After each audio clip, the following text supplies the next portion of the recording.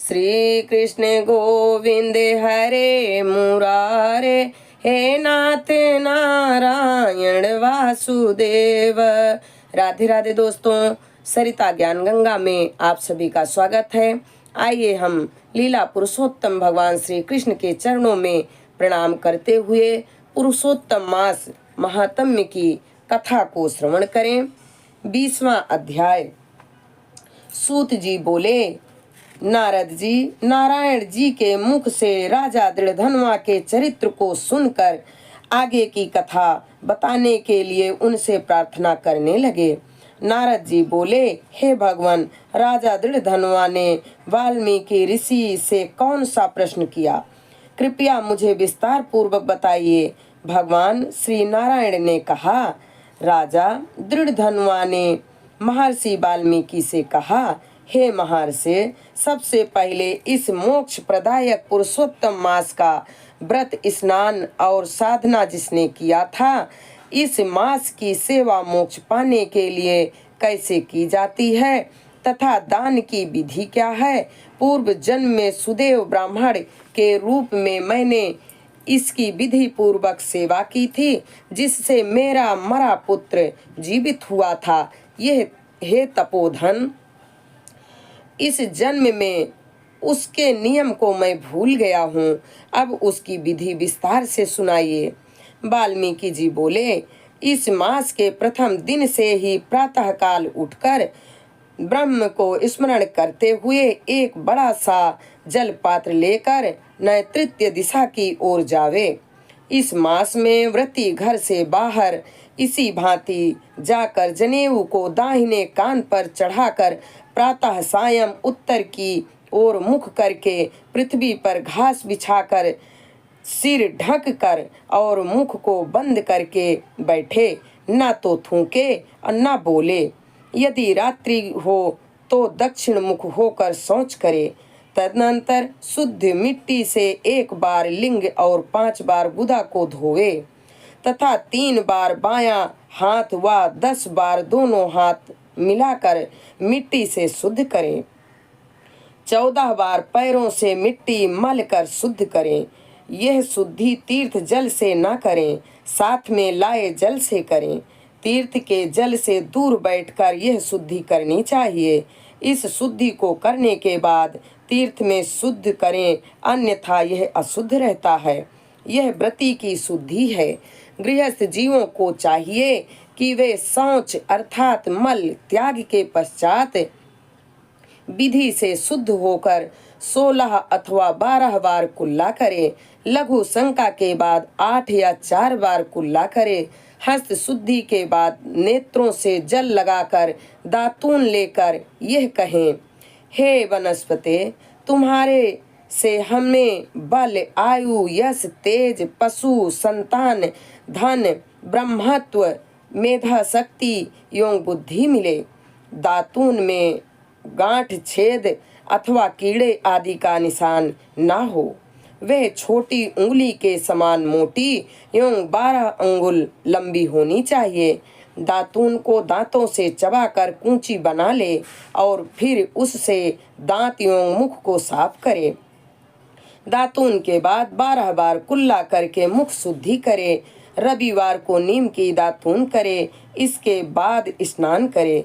समुद्र में मिलने वाली नदियों का स्नान उत्तम तथा तालाब, कुआं, बावड़ी का मध्यम कहा गया है। स्नान के बाद तीर्थ देवताओं का तर्पण करे। घर में स्नान करना गृहस्थों को साधारण कहा गया है। स्नान के बाद शुद्ध पवित्र वस्त्र पहनकर कंधे पर अंगोछा धारण करे। पवित्र स्थान पर आसन बिछाकर पूर्व या उत्तर मुख हो, शिखा में गांठ लगाकर बैठकर दोनों घुटनों के बीच हाथ रखकर पवित्री उंगली में पहनकर 3 बार आचमन करे। पवित्री आचमन के बाद गोपी चंदन अथवा मृत्तिका से खड़ी लकीरों वाला ऊर्ध्वपुंड या आड़ी लकीरों वाला त्रिपुंड लगाकर दोनों के मध्य में बिंदी लगाकर तिलक करे। गोपी चंदन से भुजाओं पर शंख और चक्र बनावे। यह सब पापों का नाशक है। जिससे शरीर में शंख चक्रादि दिखते हैं, वह मनुष्य केवल मरण धर्मा ही नहीं है, भगवान का शरीर होता है। उस मनुष्य के पाप भी चक्रादि धारण से पुण्य बन जाते हैं। इसके बाद प्राणायाम और संध्या वंदन करे। प्रातःकालीन संध्या तारों के रहते करनी चाहिए और उसके बाद गायत्री मंत्र का जप करना चाहिए। सूर्य के उदय होने पर हाथ जोड़कर दर्शन करे और अर्घ्य दे। सायंकाल अपने पांव तथा पृथ्वी को नमस्कार करे। दिन भर की कमी के लिए मंत्र बोलकर क्षमा मांगे। दिन के पहले भाग में अपने नित्य कर्म को करके पुनः श्री पुरुषोत्तम भगवान की आराधना करे।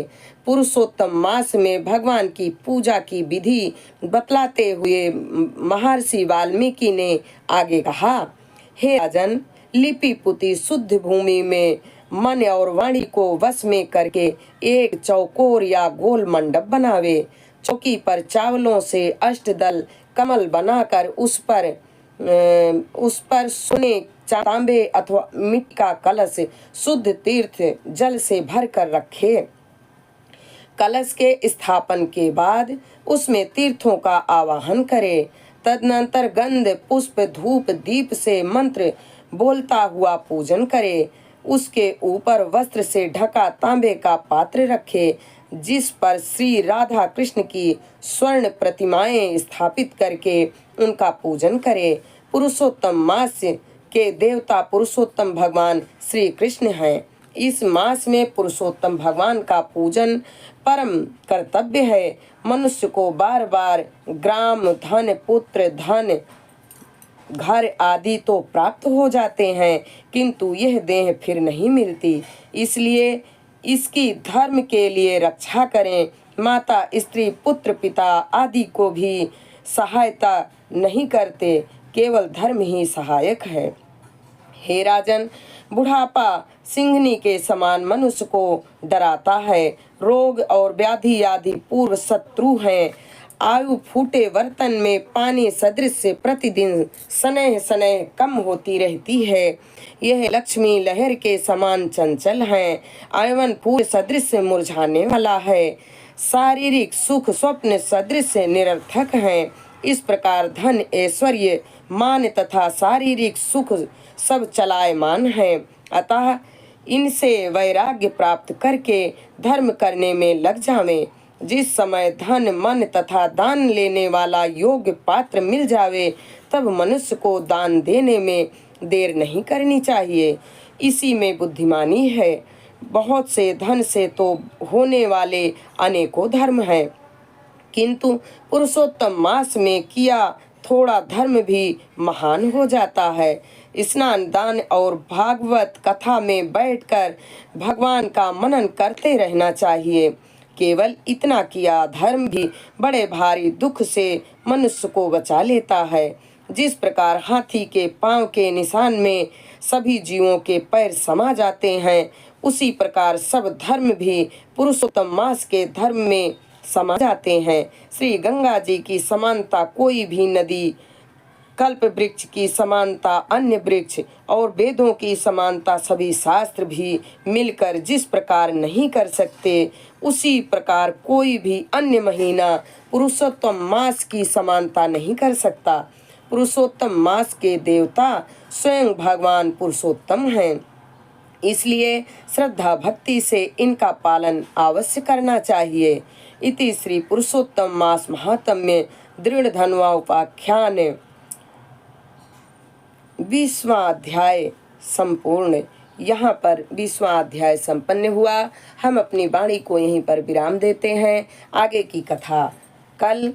हरे राम राम राम हरे हरे, हरे कृष्ण कृष्ण कृष्ण हरे हरे।